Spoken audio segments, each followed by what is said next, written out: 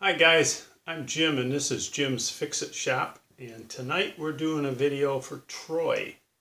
Troy, send me the state you live in because I'm kind of keeping track, or the country. And he wants to know if I do a video on removing and straightening these steering handles. And they're no longer available. You can't buy these anymore new.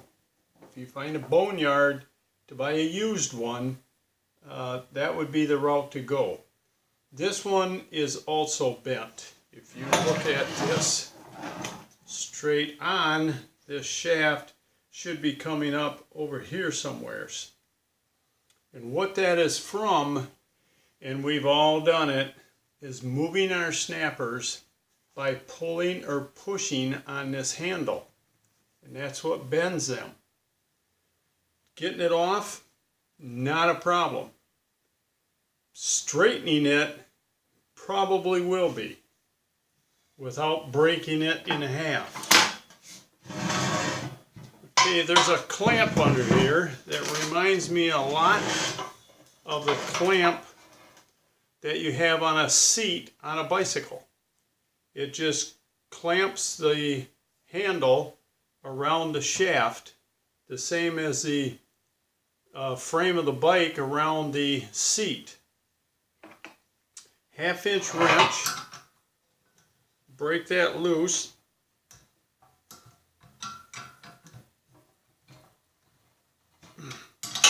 Sometimes it helps to wiggle them in both directions till they break loose. Get that off. You may have to spread that with a screwdriver. This one sprung open pretty good.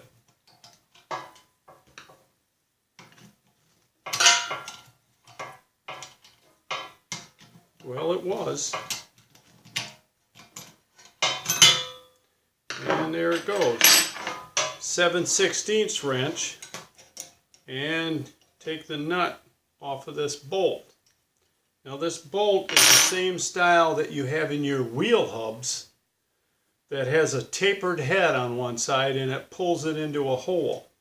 So you're going to have to loosen the nut, bring the nut out past the end of the bolt to strike it with a hammer.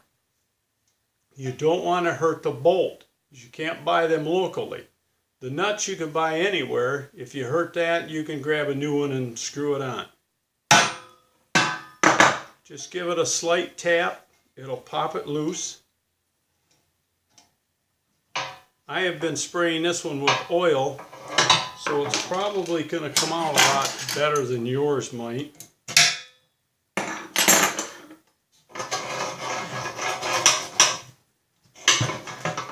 Just turn the wheel all the way one way and keep turning and pull at the same time.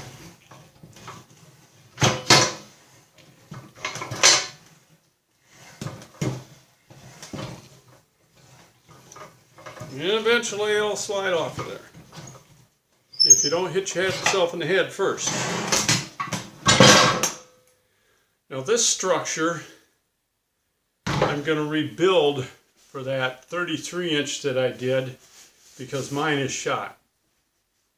The holes in the structure where the kingpins go through, they were left for so long without replacing the bushings, it wore out the holes and the kingpins. So I'm just going to clean this one up, put new bushings in. I have another set of kingpins off of my 28-inch machine that I turned into my model. I'll use those because they're in good shape. And the wheel or handle, I'll take off the machine, the one I'm using right now, and I'll put it on here. Now this, as far as straightening it, you're going to need yourself a good vise mounted to something extremely heavy, and probably going to have to heat this with a torch. My torches are out of gas right now. I got to dig them out and get them filled. And I'm probably going to take this to work. We have an old shaper down there that's been around longer than I have. It weighs about 3,000 pounds and it has a 14-inch wide vise on it. So I can clamp this entire part up to the bend in the vise so it stays straight. I don't want to bend it down here trying to straighten this out. Then I'll heat this with a torch and straighten it out. Hopefully I can get it straightened so I can sell it. Because these are obsoleted also. You can't buy these anymore. The kingpins for your tires you can't buy anymore. There's a lot of parts you're going to have to get from a boneyard. Somebody that has a lot of snappers sitting around that sells parts. That's where you're going to have to go to get your parts.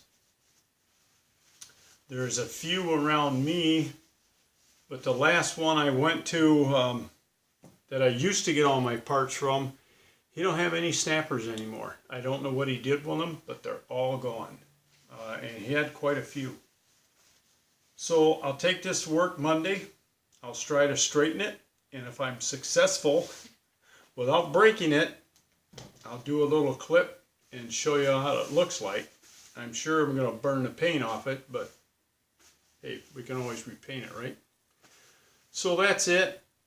If you need anything, if you have any comments or questions, put them in the box below. And you can send me an email to jimsfixitshop@gmail.com. And I guess that's about it. But don't forget to subscribe. I need subscribers. I'm trying to work with some part companies and I need subscribers. So I guess that's it. Have fun, work safe, and we'll talk to you soon. See ya.